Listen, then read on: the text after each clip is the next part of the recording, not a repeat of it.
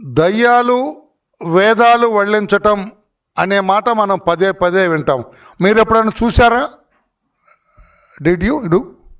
మీరు ఏమైనా చూసారా ఎప్పుడైనా? ఈ రోజున గౌరవ జగన్మోహన్ రెడ్డి గారు గుంటూరులో గౌరవప్రదమైన జీవితాన్ని కొనసాగిస్తున్న, నా మాటలో కొంచెం శ్లేష ఉంటుంది, కొంచెం ఇది ఉంటుంది కదా, గౌరవప్రదమైన జీవితానికి మారుపేరైన అంబటి రాంబాబు గారి ఇంటి దగ్గర, గౌరవప్రదమైన జీవితానికి మారుపేరైన అంబటి రాంబాబు గారి ఇంటి దగ్గర జగన్మోహన్ రెడ్డి గారు అనే దెయ్యం, అంటే ఊరికి చెబుతున్నానండి, ఆయన దెయ్యం అని నేను అంటలేదు, దెయ్యం వేదాలు వల్లించింది. అందుకు చూసారా దెయ్యాలు వేదాలు వల్లించడం అంటే అది. ఏం చెప్పాడు ఆయన? గౌరవ మా తమ్ముడు, లేదా మా అన్న అంటాడు కదా అందరిని ఆయన, మా అన్న రాంబాబు గారు ఎంత మంచి మనిషి. సార్ మీరు ఎవరని చెప్పండి సార్. రాంబాబు గారు, అతనికి ఏమేమి బిరుదులు ఉన్నాయి? కామాంధుడు అనే బిరుదు అయింది కాదా? తల ఊపారు. ఒక అప్రాచ్యుల్లాగా మాట్లాడతారనేది ఆయన కాదా? తల ఊపారు.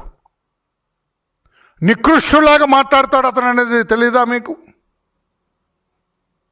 అతను మంత్రిగా ఉన్నప్పుడు కావచ్చు, అంతకు ముందు కావచ్చు, ఇంకా లోతుగా వెళ్ళను నేను. ఏయో అవి ఉంది కదా, అరా ఫుల్లు ఏయో ఉంటాయి, నేను వాటిలోకి వెళ్ళను నేను. మరీ బాగుండదు, ఎందుకంటే అతని భార్య అతని బిడ్డలు కూడా నా ప్రెస్ మీట్ వింటుంటారు. అంతకంటే లోతుగా రాంబాబు గారి సచ్చీలత గురించి నేను వెళ్ళను. రాంబాబు గారి సాంప్రదాయబద్ధమైన సభ్యత సంస్కారాలతో కూడుకున్న జీవితం గురించి నేను వెళ్ళను లోతుగా. కానీ అంబటి రాంబాబు లాంటి మనిషిని కూడా మా అన్న ఎంత గొప్పవాడు అని చెప్పిన జగన్మోహన్ రెడ్డి గారి విఘ్నతకే ఆయన మాటలు వదులుతున్నా నేను. అంబటి రాంబాబు గారిని చాలా మంచి మనిషి, సౌమ్యుడు అని చెప్పిన జగన్మోహన్ రెడ్డి గారి విఘ్నతకే ఆయన మాటలు నేను వదిలేస్తున్నాను నేను. ఆయన అంటాడు ప్రజాస్వామ్యం పోయిందట, జంగిల్ రాజు వచ్చిందట. అయ్యా జగన్మోహన్ రెడ్డి గారు, జంగిల్ రాజుకు పితామహుడు మీరు, జంగిల్ రాజుకు పితామహుడే మీరు. మీ 5 ఏళ్ల పరిపాలన ఒక్కసారి ఆలోచించుకోండి. ఈ రోజున ఉదయం 10:40 గంటలకి తాడేపల్లిలో మీ ఇంటి దగ్గర బయలుదేరిన మీరు, 7 కార్లతో మీ ఇంటి దగ్గర బయలుదేరిన మీరు, సాయంత్రం 4:30 గంటలకి గుంటూరు చేరతారా? Guntur is it so far? మీ ఇంటికి అంత దూరంలో ఉందా? అయినా కూడా మీరు ఊరేగింపుగా వెళ్తుంటే తెలుగుదేశం ప్రభుత్వం, కూటమి ప్రభుత్వం ఏమనలేదు మిమ్మల్ని. పోనీలే, ప్రజాస్వామ్యం, ఆయన వెళ్తాడట, ఆయన ఏదో చెప్పుకుంటాడట, చెప్పుకోనివ్వండి అని వదిలేసింది. మీరు 5 ఏళ్ల పాలనలో ఎప్పుడైనా వదిలేశారా? మీ 5 ఏళ్ల పాలనలో ఎప్పుడైనా వదిలేరా? ఈ రోజున మీరే యూ హ్యావ్ ఎంజాయ్డ్ ఫ్రీడమ్. మీరు ఒక తప్పుడు మనిషికి మద్దతుగా వెళ్తున్నారని ప్రభుత్వానికి తెలుసు. మీరు ఒక అరాచక శక్తికి మద్దతు పలకటానికి వెళ్తున్నారని ప్రభుత్వానికి తెలుసు.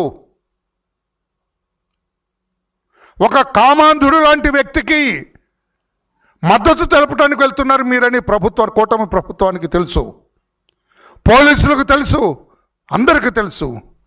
ఉచ్చ నీచాలు తెలియకుండా నోటికొచ్చినట్లుగా మాట్లాడతారు, పెద్ద చిన్న తెలియకుండా. అశ్లీల పదజాలాన్ని కూడా యథేచ్ఛగా వాడే వ్యక్తిని మద్దతు పలకటానికి వెళ్తున్నామని తెలిసినా కూడా పోలీసులు ఎక్కడ నీకు ఆటంకం కల్పించలేదు. కానీ మీరు ముఖ్యమంత్రిగా ఉన్నప్పుడు మీ పార్టీ నాయకులందరూ కూడా తెలుగుదేశం పార్టీకి ఓటేశారని పల్నాడులోని ఆత్మకూరు విలేజ్లో మాదిగలందరినీ కూడా గ్రామం నుంచి తరిమి కొడితే వాళ్ళు పెట్టేబేడ సర్దుకొని పొలాలు పశువులు అన్నిటినీ వదులుకొని గ్రామాన్ని విడిచి వెళ్ళిపోయారు. తలో చోటకు పరుగులెత్తారు వాళ్ళు. ఆత్మకూరు గ్రామంలో లేరు. వాళ్ళందరినీ కూడా సమీకరించి గుంటూరులో ఒక క్యాంపు పెట్టి నడిపించి మీకు అండగా నేనున్నానని చెప్పి మా అధినేత చంద్రబాబు నాయుడు గారు ఆ కార్యకర్తలందరినీ తీసుకొని నెక్స్ట్ డే ఉదయం ఆత్మకూరు వెళ్ళటానికి సిద్ధమైతే చంద్రబాబు నాయుడు గారిని బయటకు రానిచ్చారా మీరు?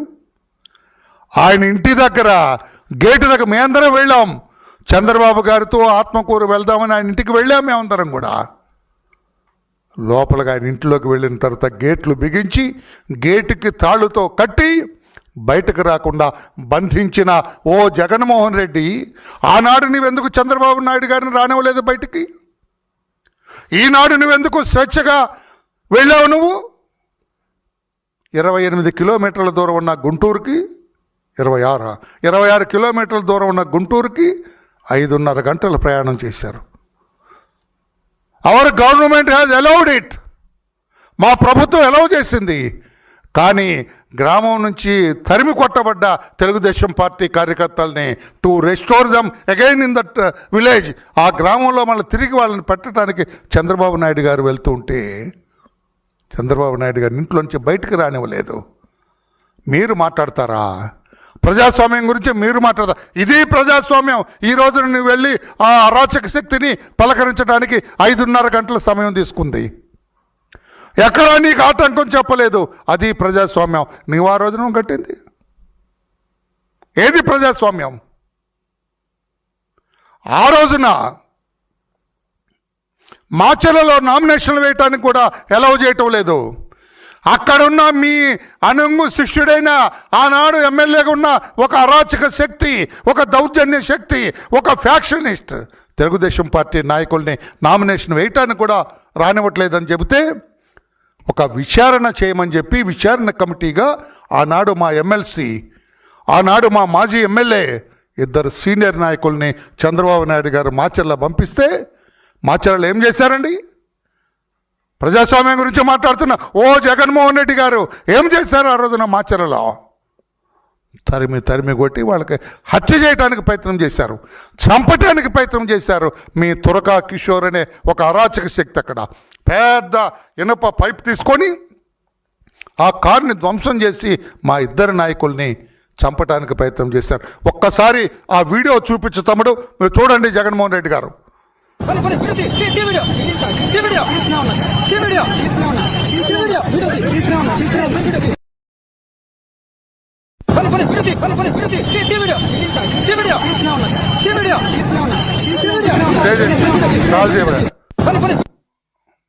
ఇంకొంచెం వెనకరాని పోనీ కారుని కొట్టేది పెట్టు, ఇంకొంచెం చూడు. అతనే తురకా కిషోర్. ఆనాడు అరాచక శక్తి అతను. అతని చేతిలో ఏముందో చూడండి. కారులో బోండావమ్మ, కారులో ఆనాడు మా ఎమ్మెల్సీ బుద్ధ వెంకన్న, మా అడ్వకేట్, వీళ్ళందరూ కారులో ఉన్నారు. అప్పుడు ఆన్ చేయి చూడండి ఎలా కొడుతున్నాడు, చూడండి. అది అరాచకం. ఇప్పుడేం చెబుతారు జగన్మోహన్ రెడ్డి గారు? మీ మాచర్లలో జరిగింది